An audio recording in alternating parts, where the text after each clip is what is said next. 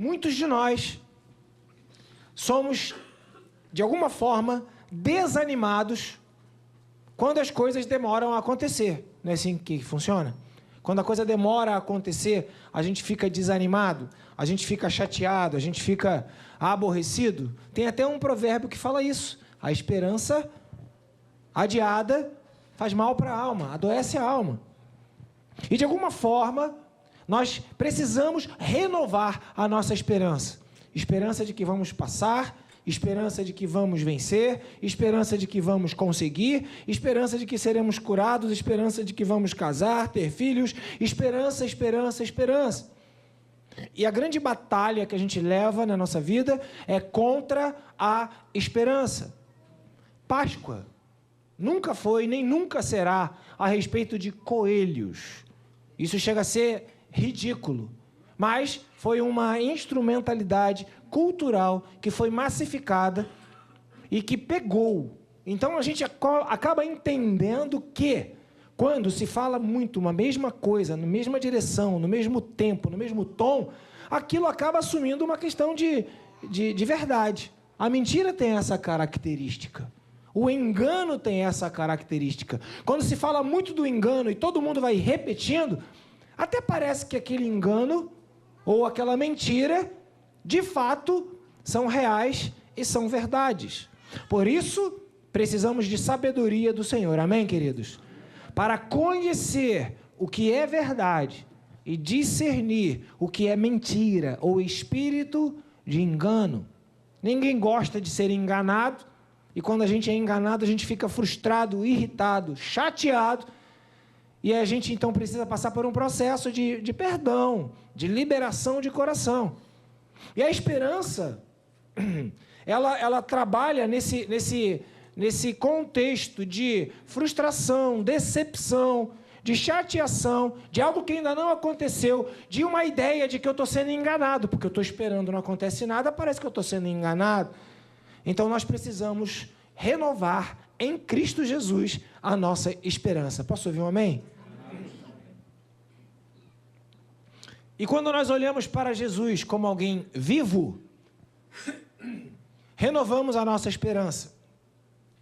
Quando olhamos para Jesus como alguém real, que está vivo do nosso lado, como nós costumamos até falar mesmo como uma outra pessoa, meu parceiro, meu companheiro, meu amigo, aquele que está comigo do meu lado, aquele que anda comigo aonde eu vou, aquele que fala comigo, aquele que ouve aquilo que eu falo, Jesus está vivo, Jesus está do meu lado. Isso renova a minha esperança. Mas, mesmo estando ao lado de Jesus, mesmo vivendo perto de Jesus, nós somos tentados a tratar ele como morto, como alguém que é uma ideia, como alguém que é algo subjetivo, como algo que não é real, como algo imaginário. A nossa imaginação é muito fértil. Esses dias eu fui desafiado a vencer a minha imaginação. Você entende que você precisa vencer a sua imaginação? Porque a tua imaginação imagina o que ela quer. E geralmente não é coisa boa, não.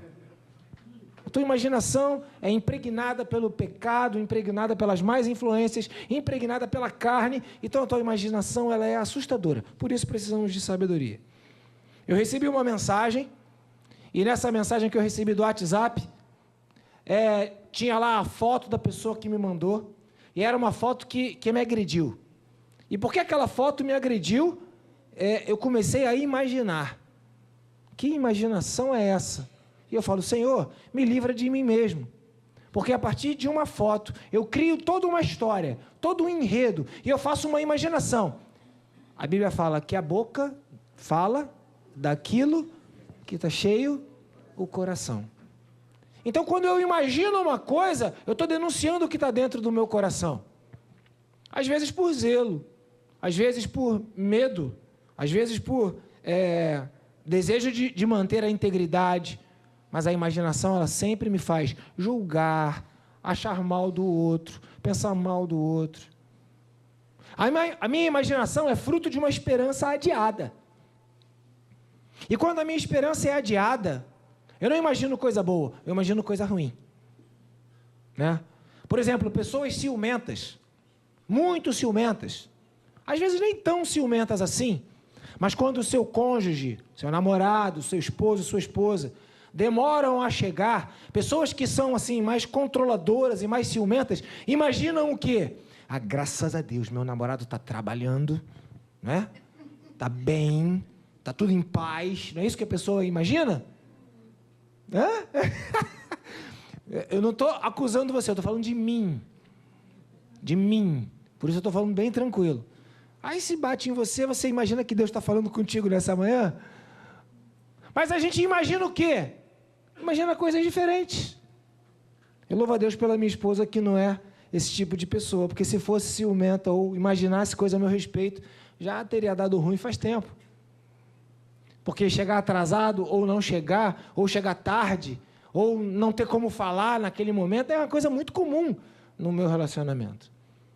Então, a gente, quando acostuma a ter esperanças adiadas, ou a ter esperanças frustradas, ou a ter esperanças não atendidas, a gente imagina coisa ruim. O testemunho da Rebeca. Vocês assistiram o testemunho da Rebeca aqui pelo YouTube? Assistam, teve no culto, e a Rebeca deu testemunho.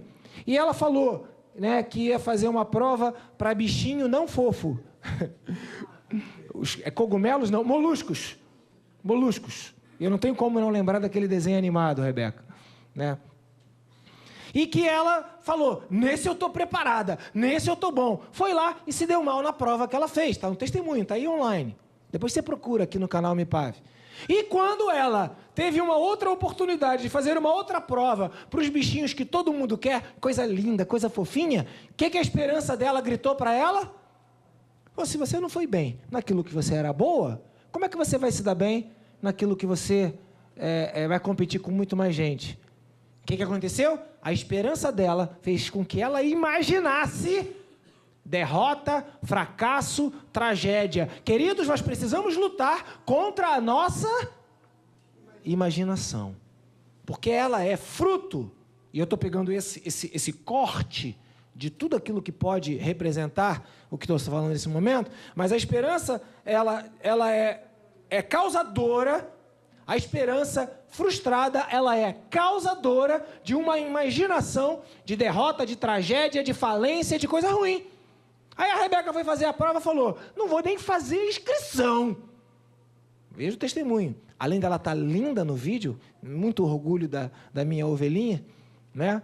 Ela falou muito bem, é um testemunho que edifica muito. Porque ela foi lá contra a esperança dela. E contra a esperança dela, contra a imaginação dela, imaginação e esperança aqui, acabam assumindo sinônimos. Acabam assumindo um sinônimo. Porque eu imagino que vai dar ruim, eu imagino que eu não vou passar, eu imagino que aquela mensagem que eu recebi daquela pessoa que tem aquela foto, tem aquele significado. Irmãos, misericórdia.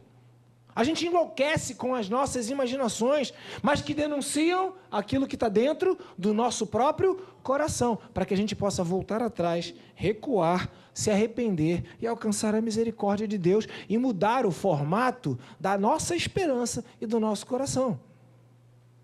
E imaginar coisas diferentes. Tem pessoas que não vão à igreja ou não vêm ao culto porque imaginam que vai ser aquela coisa chata, tudo de novo. E já vem com essa imagem criada no coração. Entendeu como imaginação, expectativa e esperança acabam assumindo um caminho muito paralelo? Aí eu não venho na igreja porque eu imagino que vai ser chato, que não vai acontecer nada demais. Eu só vou na igreja se tiver comida. Aí tu não vai faltar à igreja, porque aqui tem comida de segunda a segunda. E de boa qualidade. E o lanche da tarde aqui, que eu já falei, não vou repetir muitas vezes, você não pode lotar, mas é um pão fresquinho, daquele que chega, né, a sair fumaça. Louvado seja o nome de Deus e obrigado pela vida do Augusto. Aleluia. Sabe, irmãos? Então, se eu vou para a igreja, você, imagina só, usando aqui o trocadilho da palavra, você está ouvindo o pastor, aí você vem nessa imaginação de chegar aqui e ter um pão fresquinho, e naquele dia a gente está usando o resto do pão do discipulado das mulheres e dos jovens, e é aquele pão frito na manteiga, na frigideira, para não estragar o pão que ficou duro. Você já fez isso na sua casa? Pegou um pãozinho velho e fritou na frigideira? Né? Tem gente que, se não usou na frigideira, ainda guarda para fazer farinha de rosca. E se não deu para fazer tudo isso, ainda faz um pudim de pão. Eu estou falando da minha experiência própria com a dona Zila e companhia. Então você vai vendo que, se eu imagino esse pão, eu chego aqui na igreja, eu imaginei e frustrei, imaginei o contrário. Aí da próxima vez que eu chamar, qual a imaginação? Vai ser horrível. Ainda que tenha um banquete, aquele pão recheado, grossinho, maravilhoso, você vai imaginar coisas ruins. Nós somos assim, queridos. A nossa imaginação tende para o mal. Por isso a Bíblia fala em Filipenses que nós devemos ter cuidado com aquilo que nós pensamos. Porque senão o teu pensamento, a tua imaginação, ela vai arruinar a tua vida. Vai destruir a tua vida. Terreno fértil para a ação de Satanás, te afastar de pessoas, te afastar de vitórias, te afastar de conquistas, ainda que seja numa prova. Então essas mulheres que foram ao sepulcro, imaginavam encontrar Jesus morto lá dentro. Que imaginação trágica. A história começa com a crucificação e o sepultamento de Jesus. Lucas, capítulo 23, versículo 44. Eu não passei os textos para o pessoal do Data Show, então eu só quero vocês que tenham paciência para a projeção. Isso. Lucas, capítulo 23, eu vou ler o verso 44 até o 46. Lucas 23, do 44 ao 46. Está escrito o seguinte, ó. Já era quase meio-dia, e trevas cobriam toda a terra até as 3 horas da tarde. O sol deixara de brilhar. O véu do santuário rasgou-se ao meio. Jesus bradou em alta voz. Jesus gritou: Pai, nas tuas mãos entrego o meu espírito. E tendo gritado, dizendo isso, morreu. Tendo dito isso, expirou. O centurião, vendo o que havia acontecido, louvou a Deus, dizendo: certamente esse homem era justo.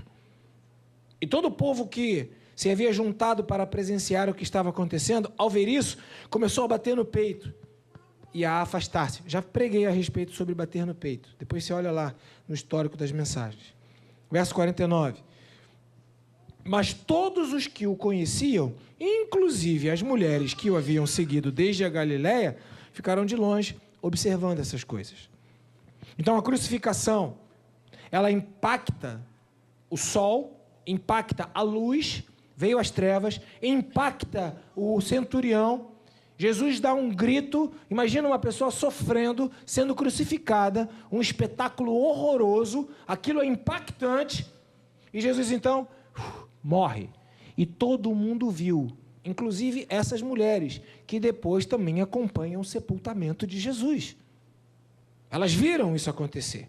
O sepultamento está escrito aqui em Lucas, capítulo 23, e eu vou ler a partir dos 55, só os 55 e 56.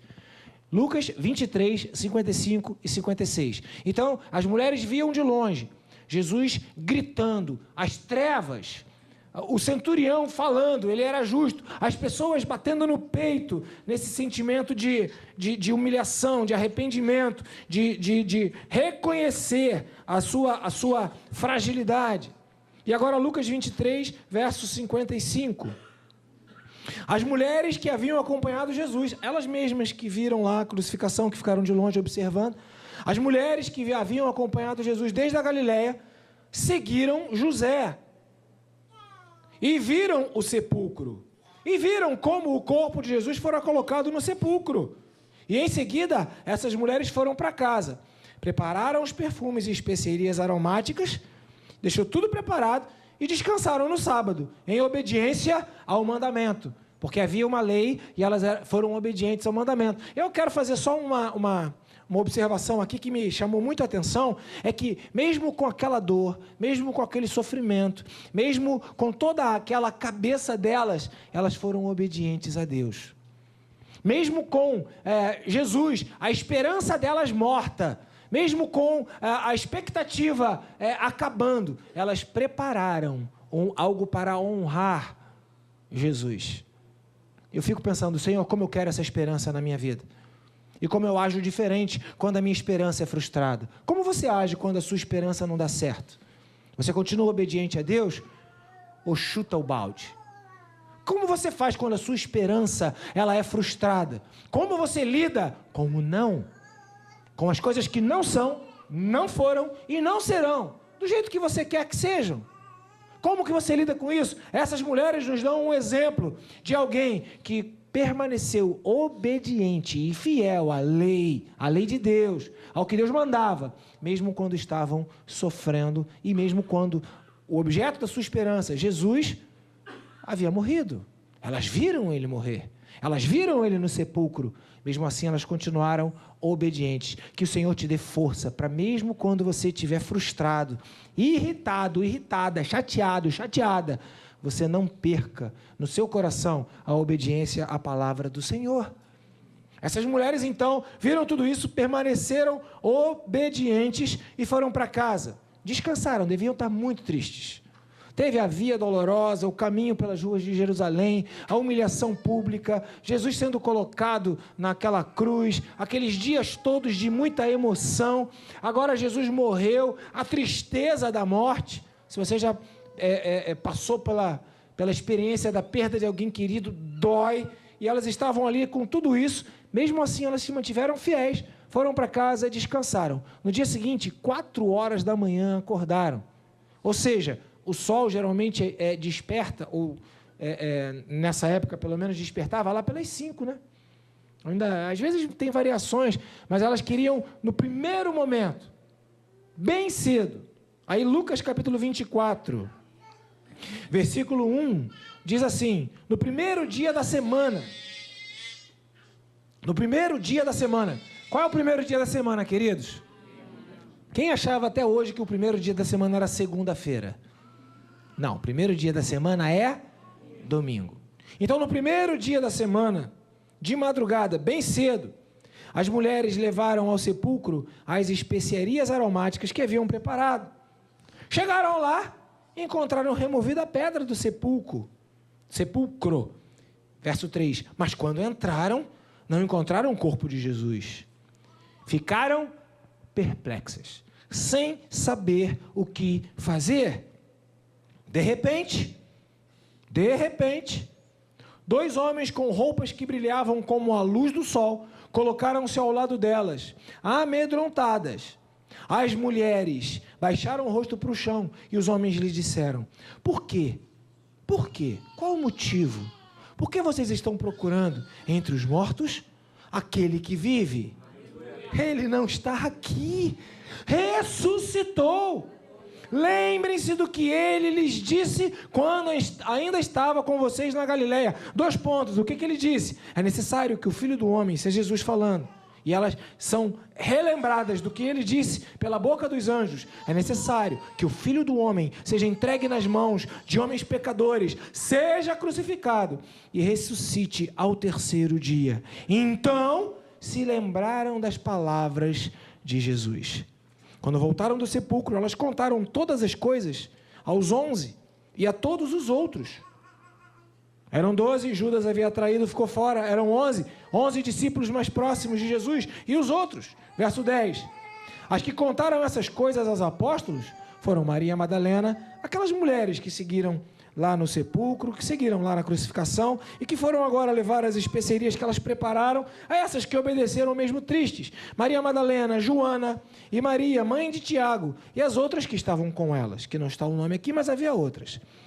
As palavras delas pareciam loucura para quem ouvia. Verso 12. Pedro, todavia, levantou-se e correu ao sepulcro, abaixando-se, viu as faixas de linho e mais nada. Afastou-se e voltou admirado do que acontecia. Amados, eu fico pensando como que nós reagimos quando acaba a nossa esperança. A imaginação, e é isso que eu quero falar, nesse breve momento de reflexão através da palavra do Senhor, para que você seja impregnado pela palavra. Eu creio que quando a tua mente, teu coração e o teu espírito são impregnados, isso causa em você um impacto mais relevante do que quando a sua emoção, a sua alma, os seus sentimentos são impactados. embora também deseje que você por inteiro seja impactado nesse momento. Porque a imaginação dessas mulheres, o que elas imaginaram? Jesus estava morto, nós vamos lá levar as especiarias que nós preparamos para o corpo dele, para deixar aquele corpo embalsamado, preservado. Era tradição.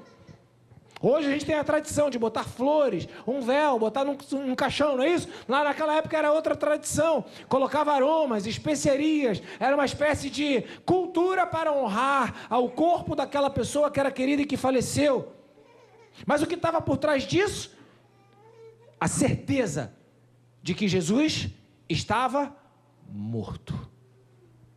Uma esperança que foi frustrada, fez com que a imaginação delas decidisse que Jesus estava morto. E imaginando que Jesus estava morto, elas prepararam as especiarias. Imaginando que Jesus estava morto, elas acordaram bem cedo para ir fazer aquilo que elas entendiam ser o melhor. Imaginando que Jesus estava morto, elas foram lá fazer o seu melhor, mas estavam totalmente erradas.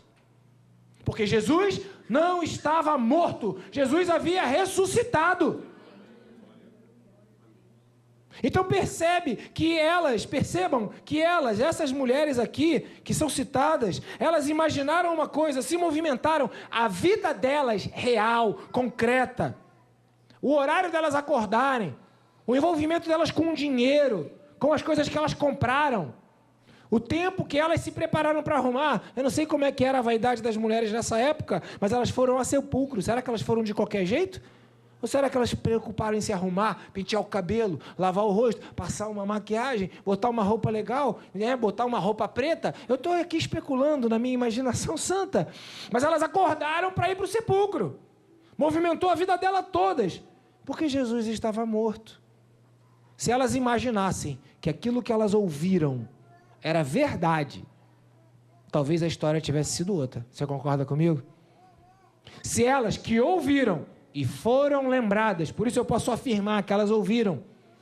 Se elas acreditassem no que Jesus lhes falou, porque Jesus lhes falou, e está escrito que ele falou, então não há dúvida nisso. E o que Jesus falou? Está aqui no versículo 7. É necessário que o Filho do Homem seja entregue nas mãos dos pecadores, seja morto e ressuscite ao terceiro dia. E aconteceu na sexta-feira, sábado, domingo era o terceiro dia. E elas, se acreditassem no que Jesus tinha falado, elas talvez tivessem se movimentado de uma forma diferente. A nossa imaginação faz com que a gente se movimente, ou de uma forma, ou de outra. A minha imaginação em cima de uma mensagem que eu recebi, da foto da mensagem, do perfil daquela mensagem, me faz ir até um lugar e estar com aquela pessoa, ou me faz fugir e sair fora daquela pessoa, de acordo com aquilo que eu imagino. A minha imaginação faz com que eu me inscreva para a prova, faça o concurso ou não. A minha imaginação faz com que eu venha aqui na igreja para comer um pão fresquinho, ou eu nem vá, porque eu já sei que não vai ter o pão fresquinho, porque uma vez eu fui e não tinha mais. A lógica está totalmente certinha, queridos. Mas quem disse para vocês que Jesus opera na nossa lógica? Ele age no sobrenatural, não na nossa lógica. A lógica era, eu vi sendo morto, eu vi ele gritando e expirando, eu vi as trevas. A lógica era, eu segui José de Arimateia, eu fui até o sepulcro e vi que ele colocaram lá dentro. A lógica era essa. A lógica é, ele está morto. Mas Jesus não opera na nossa lógica e a nossa imaginação não tem que estar fundamentada na nossa lógica. Afinal de contas, Jesus é o Senhor da nossa vida. Jesus é o Senhor da nossa imaginação. Jesus é o Senhor da nossa expectativa. Jesus é o Senhor que movimenta as nossas vidas para pensarmos com os pensamentos que o Senhor tem a respeito de nós e não nossos próprios pensamentos. Se essas mulheres tivessem acreditado no que Jesus falou, ele estava vivo. Ele falou, ao terceiro dia, eu vou ressuscitar. Mas a lógica delas era contrária ao que Jesus tinha falado. E é aí que toca na nossa vida, anos depois. pelo menos 2026 anos depois que Jesus nasceu, a lógica ainda é a mesma. Você acredita naquilo que Jesus Cristo falou para você, tem falado para você, está falando para você? Ou a sua imaginação, que segue a sua lógica, que segue o que você viu, que segue a sua experiência, que segue a sua expertise, que segue aquilo que você sabe, é que tem dominado a sua vida e o que você faz. A Páscoa é uma lembrança de que a nossa imaginação, ela tem que estar colocada debaixo dos pés de Jesus Cristo. Se eu imagino morte, o Senhor declara vida. Se eu imagino derrota, o Senhor declara vitória. Se eu imagino que eu vou encontrar Jesus morto, o Senhor me pergunta, por que vocês estão procurando dentre os mortos Jesus? Não há outra palavra para a Páscoa, senão uma palavra que é uma palavra de exortação do Senhor para a sua vida. Por que você está vivendo? Crente, vai à igreja, lê a Bíblia, dá o dízimo. E por que você acha que Jesus morreu? Ele está vivo, ele vive. Ele sabe o que é melhor para você, ele conduz a sua vida, ele movimenta a sua vida. Não permita que aquilo que você imagina a seu próprio respeito, ou aquilo que você pensa a seu próprio respeito, determinem o que você faz. Quem tem que determinar o que você faz é o Senhor. Nós temos a mente de Cristo. Isso vai ser real na nossa vida quando a gente parar de imaginar, conforme a nossa própria imaginação. As mulheres estudam aquele livro, né? Ou já estudaram? O campo de batalha é a mente. E eu já repeti isso algumas vezes em algumas pregações, porque tudo acontece daquilo que a gente imagina. Alguém vai almoçar hoje aqui o almoço da Páscoa com a família? Alguém? Alguém imaginou que fosse ter almoço aqui na igreja hoje? Alguém imaginou que ia ter comida aqui na igreja? Assim como você imagina, assim você faz. Então, se você imaginou que ia ter almoço na igreja, você não preparou o almoço em casa. Aí você chega na igreja e não tem almoço? Não é assim que funciona? Agora, se você já imaginou que você vai almoçar com a família, você nem quer saber se vai ter almoço na igreja ou não. Você já tem a imagem do seu almoço lá na sua casa, com a sua família, no seu lugar, no seu restaurante, não sei onde você vai almoçar. Talvez você nem almoce, talvez você esteja fazendo um tempo de jejum, de oração, não sei. Mas o fato é que quando a gente imagina algo que nos dá tanta certeza, a gente nem pensa nas outras coisas. Os nossos pensamentos são dirigidos por aquilo que nós imaginamos. Se eu imagino que a minha vida está na mão do Senhor, se eu tenho a certeza de que a minha vida está na mão de Deus, se eu tenho certeza de que o meu futuro está nas mãos do Senhor, eu posso dizer para a ansiedade, você está repreendida em nome do Senhor. Eu posso dizer para mim mesmo, alma, por que você está abatida? Espera em Deus. Você não está na lógica, é o Senhor quem cuida da sua vida. Você não precisa ficar agindo segundo a sua própria imaginação. Tá tarde, ele não chegou, deu ruim. Ou, esses dias eu estava lá em casa, recebi uma ligação do meu irmão, e eu não pude atender, e daqui a pouco eu fiquei desesperado, né? Porque não sei se você já passou por isso, mas quando você recebe uma ligação que você não atendeu, e quando você vai atender, naquele lapso de segundo que você vai entrar em contato com a pessoa, você pensa o quê? Morreu, atropelou, assaltou, fugiu, perdeu. Por que ligou? Por que ligou uma hora dessa? Você só pensa tragédia. Essa é a nossa imaginação, impregnada pelo pecado, destruída pela esperança adiada, e ao mesmo tempo confrontada pelo anjo do Senhor, que pergunta para mim e para você, por que você está procurando Jesus dentre os mortos? Ele ressuscitou.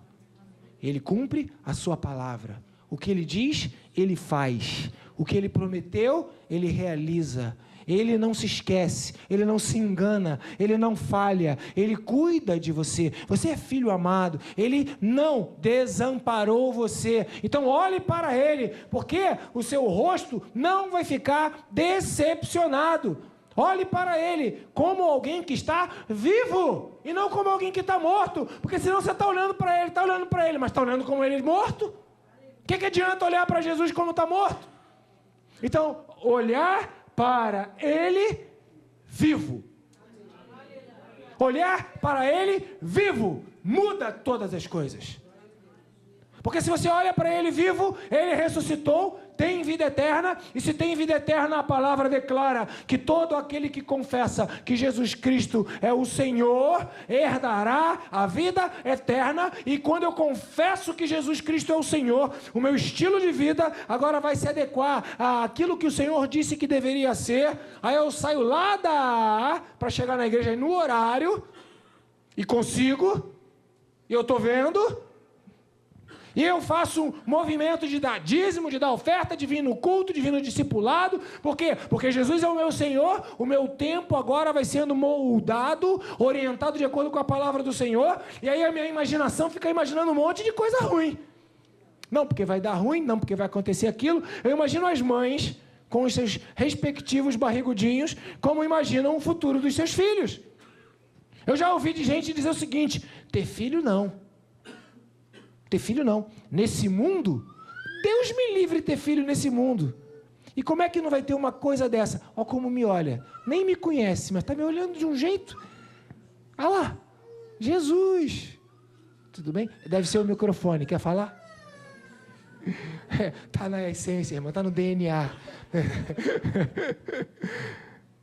Mas tem pais que imaginam. Não, casais. Não, nem quero filho, porque o que vai ser do meu filho? Como vou educá-lo? Como vou fazer, não sei o quê, o que ele vai aprender na escola? Irmãos, a sua imaginação pode estar sendo a pior tragédia da sua vida. Faça algo prático. Então lembra aquela pessoa que me mandou um zap, que me deu uma imagem e que eu fiquei imaginando um monte de bobagem? Aí o que eu fiz? Eu respondi e vou estar. Claro que eu estou ainda meio grilado, né? Mas entendam, eu preciso entender que a minha lógica pode estar completamente fora do contexto de Deus. Ele está vivo. Eu não vou procurar Jesus dentre os mortos. Deixa eu ler com você o versículo 5 para a gente encerrar. E as crianças já estão preparadas, elas vão entrar na sequência. Aí eu peço a vocês que quando as crianças entrarem, vocês aplaudam as crianças. Amém? Deixa eu só terminar, fechar essa palavra. Verso 5 declara: amedrontadas, as mulheres baixaram o rosto para o chão. O verso 4 fala: elas ficaram perplexas, estarrecidas, estupefatas, congeladas, atônitas, e qualquer outro sinônimo que você quiser. Elas não sabiam o que fazer. E aí quando apareceram os anjos, elas ficaram com medo. Assim, imagina esse misto. Ué, como assim? Sepulcro vazio, aparece um anjo, olha a confusão. E o texto aqui não fala detalhes do que elas sentiram, mas a gente pode entender que houve uma movimentação muito intensa naqueles corações. Cadê Jesus? Roubaram, mas apareceu um anjo, tem alguma coisa acontecendo? Será que eu imaginei errado? Será que eu pensei errado? E aí quando vem a palavra, elas talvez tenham entendido como uma bronca. Por que vocês estão olhando para Jesus ou procurando Jesus dentre os mortos? Talvez elas tenham tomado uma bronca. Porque se eu não estou aqui imaginando que Jesus estava morto, eu talvez não ouvisse do anjo isso. Por que você está procurando Jesus entre os mortos? Talvez a pergunta dos anjos poderia ser: por que vocês viram com os olhos naturais e estão agindo de forma natural? Por que vocês estão apenas seguindo a lógica, a mente, o entendimento, o limite? Só o que vocês conseguem elucubrar, pensar, organizar. Por quê? Jesus é o Senhor da nossa mente e do nosso coração. Que Ele nos permita pensar com a mente dEle, entender com o entendimento dEle. Por isso precisamos de provérbios. Por isso estamos olhando para Ele. E por isso estamos buscando a palavra da sabedoria no livro de Provérbios. Por quê? Porque nós podemos estar vendo Jesus, mas vendo um Jesus morto. Não é isso. Eu quero olhar para Ele vivo. Segundo, lembrem-se do que Ele disse. Jesus já falou contigo alguma vez? Você já ouviu a voz do Senhor alguma vez? O Senhor está falando contigo nessa manhã? Percebe que há uma batalha para você esquecer o que Jesus disse? Há uma batalha para você abrir mão de tudo aquilo que Jesus disse. Não se esqueça das palavras que você recebeu de Deus. Por isso venha no culto. Aqui não é aula, aqui é pregação. Mas escreva, anote, memorize, lembre, assista de novo. Não se perca naquilo que Jesus falou contigo. Por quê? Porque a sua imaginação vai querer te levar para outro lugar diferente, distante, longe daquilo que Jesus já falou com você. Você se lembre de tudo aquilo que Jesus disse. Vai ser melhor para a sua vida. Senão as tuas lembranças vão ser o que outras pessoas disseram ou que a sua própria imaginação está dizendo. E por fim, contem essas coisas mesmo que outros não acreditem. As mulheres foram e contaram e ninguém acreditou. Ah, mas eu sou louco. Não interessa se vão me considerar louco. Eu vou contar para os outros, mesmo que não acreditem. Sabe por quê, queridos? Sabe por que eu conto que Jesus ressuscitou? Sabe por que eu conto que quem confessar Jesus Cristo tem a vida eterna? Isso é uma loucura, isso é uma tragédia, isso é uma tristeza. Mas quem procurar Jesus, como eu procurei, vai encontrar Jesus, como eu encontrei. Então eu vou contar sim. Ah, mas é uma loucura. Não interessa. Se você procurar, tu vai achar o que eu achei. Se você procurar, você vai achar o que eu achei. Por quê? Porque Jesus está vivo. Então podem desconfiar do que eu falo. Não quero saber. Faz igual Pedro, vai lá. Porque muitos ficam desconfiando do que a gente fala, mas não vão procurar. Quem procura vai encontrar Jesus vivo. Quem procura vai encontrar o que eu encontrei, a revelação de que ele não está morto e de que ele está vivo. Bendito seja o nome do Senhor Jesus.